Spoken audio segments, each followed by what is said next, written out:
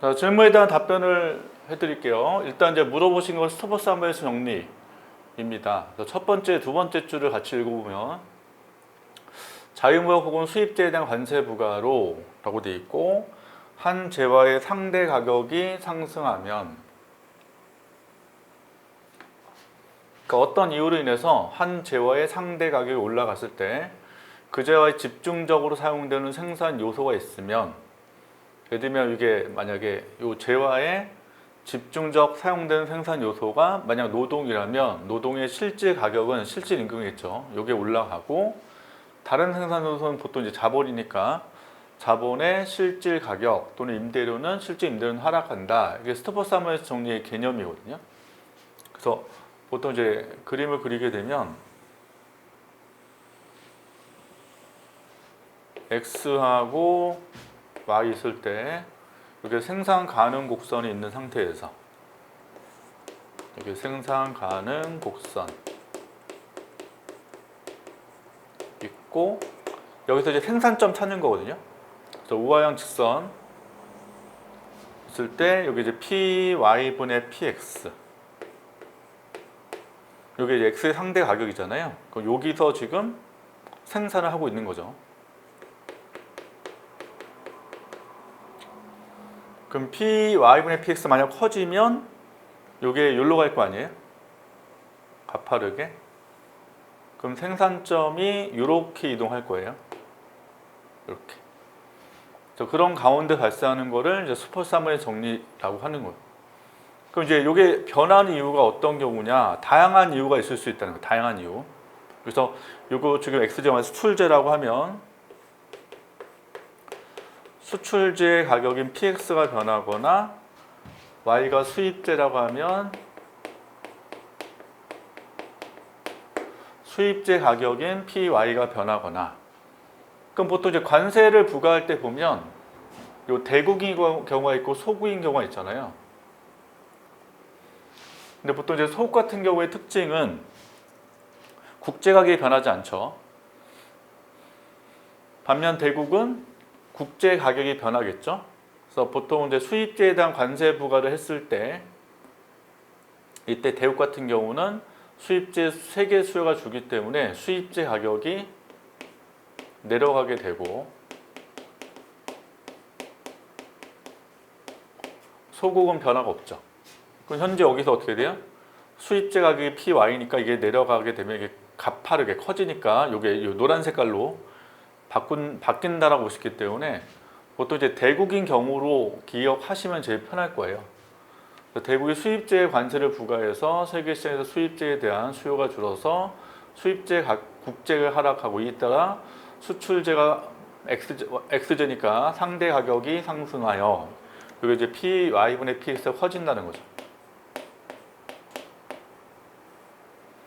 따라서 수출제에 집중적 사용되는 생산 요소의 실질 가격이 올라간다. 즉 현재 이렇게 되면 X제가 수출제인데 이게 이제 뭐 노동 집약제라고 한번 해봐요.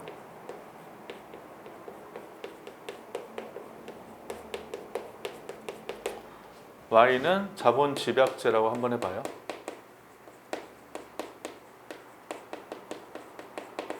그럼 생산자 여기서 일로 이동하니까 노동 집약제는 생산이 어떻게 되고 증가할 거고, 생산은 증가할 거고, 자본 집약제의 생산은 감소할 거고.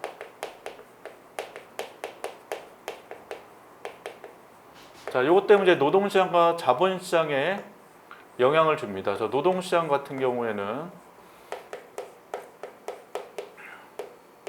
생산의 증가로 노동 수요가 커질 거예요. 그래서 노동의 초과 수요가 발생을 하게 되고요. 자본시장의 특징은 생산이 줄기 때문에 자본이 남아 돈단 말이에요. 그래서 초과 공급이 발생을 할 거고, 그럼 초과 수요로 해서 어떻게 돼? 임금은 올라가고 자본이 임대료 떨어지겠죠. 그래서 R분의 W, 요 W가 임금, R은 자본 임대료. 요게 올라갈 거다. 그럼 R분의 W 커지니까 어떻게 돼요? 자본을 덜 쓰고자 하죠. 노동을 덜 쓰고자. 노동의 상대적 임금이 올라갔으니까 노동 투입을 줄이고요. 반대로 자본 투입을 증가시키게 됩니다. 이게 이제 MPL하고 MPK에 영향을 준다는 거예요. 그럼 자본은 투입 눌려서 어떻게 돼요? 자본연계 생산은 줄어들 거고, 그 다음에 노동연계 생산은 뭐하고? 노동을 적게 투입하니까 올라갈 거고. 그러니까 MPL에 연결되는 게 뭐예요? P분의 W죠. 그러니까 실질임금은 상승할 거고, MPK 관련된 게 실질 임대료고, 요거는 떨어질 거고. 요거를 스토퍼썸의 정리라고 한다는 거죠. 그러니까 P와 PX가 변한다는 게 핵심이에요. 변하는 경우가 되게 많단 말이에요. 왜냐하면 생산과 직결되기 때문에. 자, 근데 70년대 우리나라 사람 말할 때 한국이 노동집약센터에 수출하고 자본 집약제인 중화학공업제품 수입했는데 중화학 부분에 고관세를 부과했대요. 그러면 중화학공업 부분에 고관세 부과했다는 거는 뭐예요? Y제. 일단 관세를 부과했죠. 그럼 수입해 들어오는 가격 어떻게 돼요? 관세 부과된 것만큼 비싸질 거 아닌가요? 제일 중요한 게 뭐냐면 이게 지금 여기서 이루어지는 거는 외국에서의 무역이 발생되는 게 아니라 국내에서 일단 어떻게 생산이 바뀌는 거를 보셔야 돼요.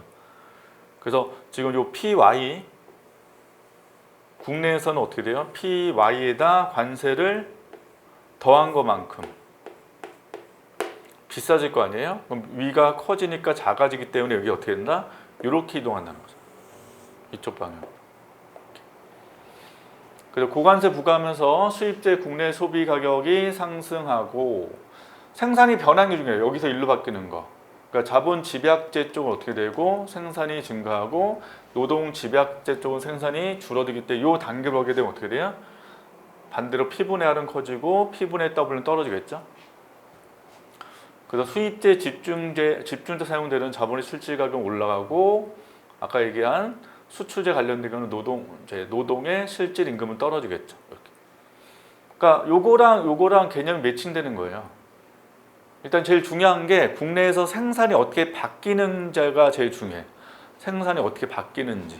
그래서 PYPX 기준으로 해서 일단 이제 대국이 관세를 부과할 때 수입제 가격이 변하는 과한돼서 발생할 거고, 그래 요 경우 밑에 삼국 사례 같은 경우는 일단 그걸 떠나서 수입제 고관세를 부과하게 되면 PY에다가 뭐했다?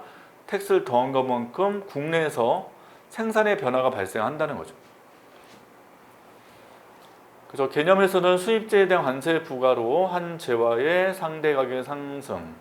한국 사례에서는 이제 수입제에 대한 관세 부과를 얘기했단 말이에요. 그러니까 이거는 지금 요 사례 같은 경우는 외국과의 교역을 무시하고 국내에서 어떻게 생산이 바뀌는지를 설명했다라고 보시면 돼요. 자, 그래서 핵심 뭐냐면 여기 생산은 국내에서만 얘기하는 거예요. 외국과 관계없이. 그래서 지금 보통 이제 국제 교역 조건을 저희가 PY분의 PX라고 하게 되는데 이 부분을 적용하는 게 아니라 국내에서 어떻게 생산이 변하는 이 과정을 설명하기 때문에 원칙은 국내 가격, 일단 국내에서 어떻게 생산이 바뀌는지를 잘 보시는 게 핵심입니다. 그래서 이 스토퍼썸의 정리는 항상 뭐를 기억하셔야 돼요? 한 재화의 상대 가격이 상승하는지 하락하는지 요거를 잘 보시는 게 중요하고, 요걸 어디에서? 생산 가능 곡선에서 생산의 변화를 가지고 설명하는 게 스토퍼썸의 정리, 이렇게 보시면 되겠습니다.